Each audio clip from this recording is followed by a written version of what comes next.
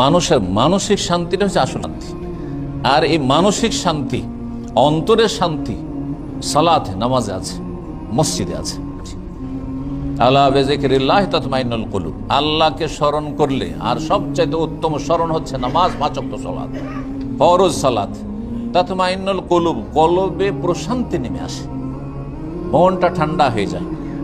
এই নবী সাল্লাল্লাহু আলাইহি সাল্লাম বলেছেন, ওয়া জুইলাত কুররাতু আইনি ফিস সালাহ, আমার চক্ষু ঠান্ডা হয়, শীতল হয় সালাতে, নামাজ পড়লে।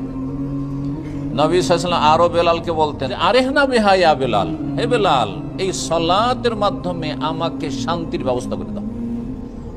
রাসূলুল্লাহ সাল্লাল্লাহু আলাইহি ওয়াসাল্লাম চক্ষু ঠান্ডা হইতো নামাজ পড়লে, রাসূলুল্লাহ সাল্লাল্লাহু আলাইহি ওয়াসাল্লাম আরাম পেতেন সালাত আদায় করলে। আর আপনি তার উম্মত হয়ে যদি ঘুমাইলে আরাম পান, চক্ষু ঠান্ডা হয়, তাহলে আপনি কি তার উম্মত না অন্য কারো উম্মত? চিন্তা করতে হবে।